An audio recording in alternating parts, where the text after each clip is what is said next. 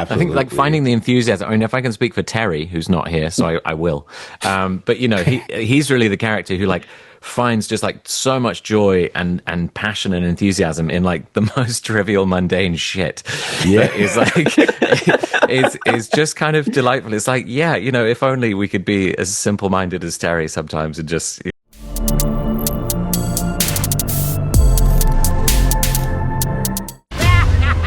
Oh my god, it's the Duke! That's right, it's me, the original wall badass.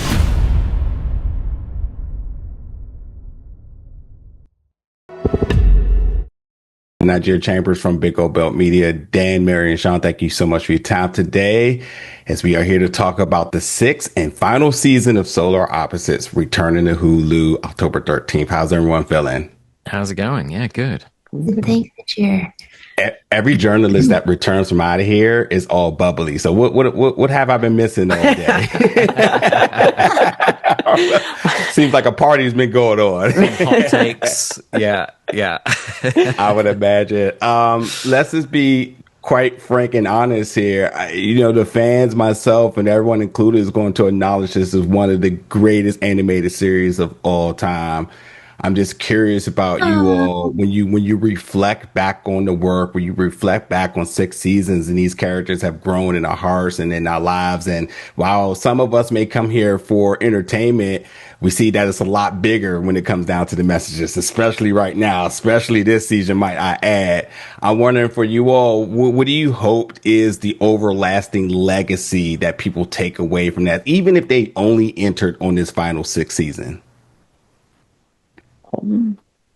Mary, let you go first, please.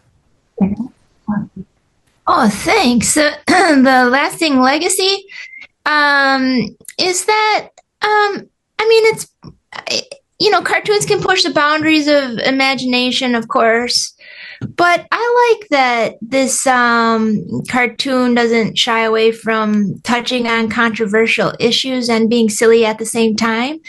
And I hope that's one of our legacies, that we get to hit on something serious and then snap back and also not shrink from it, like Terry and Korvo are loud and proud.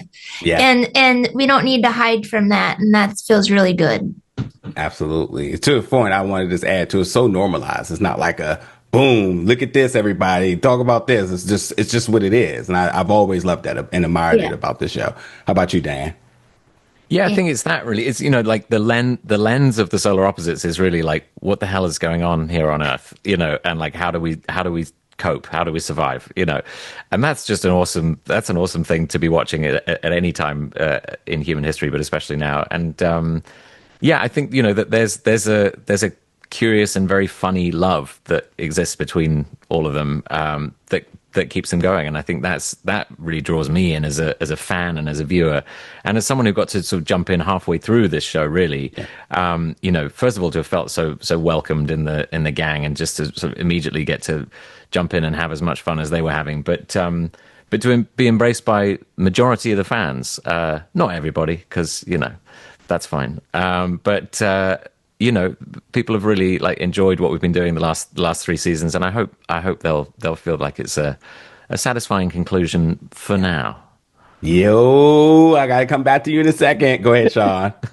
I also like the angle that they're aliens that come from a utopia, but then they come to Earth, and then their view of just random stuff that we might overlook, that they're like super passionate about. It's kind of fun because it's like, no, there is a lot of cool stuff around that like makes you kind of just view the world in like kind of like a different way. And then yeah. Absolutely. I think like finding the enthusiasm. I mean, if I can speak for Terry, who's not here, so I will. But he's really the character who like finds just like so much joy and passion and enthusiasm in like the most trivial, mundane shit. Yeah. That is like is just kind of delightful. It's like, yeah, if only we could be as simple-minded as Terry sometimes and just, like absolutely just enjoy the little things. Yeah. and have an amazing t-shirt collection at the same time. Absolutely. All right, Dan, let me ask you for a final question here, because you brought it up and I looked at it in my notes a couple of times. I was like, how do I go about this? But here it is. So episode 10, you give a monologue, and is this one of the last, are these one of the last of these I'm going to ramble about? Feels a little premature, but either way, it's been an honor. First and foremost, I want to know, reading that, what did it mean to you? And what exactly are you trying to say? What are you trying to convey? What are you trying to convey here? Is this the last one of these I'm going to be able to ramble about? Feels a little premature, but either way, it's been an honor. Yeah, I think it's all true. I think, a lot of us I feel like I'm just getting going 3 seasons in myself. And I think there's still, there are many more journeys that they could go on. But it has been an honor. It's been great. We've got a lovely fan base, and it's a lovely team. And I think, everyone's really loved being a part of this show. So who knows? I actually have no information to give, but we're all just living in hope anyway. So why not throw that one into the hope barrel? I'm all about manifestation. So one way or another, let's have something. Well, I'm a big fan of movies, but on the meantime, end the show now. Solar Opposite Season 6 returns to Hulu and Hulu on Disney Plus October 13th. Thank you, everyone, for your time today. Thank you. Thanks so much. Hey, thanks, Najir.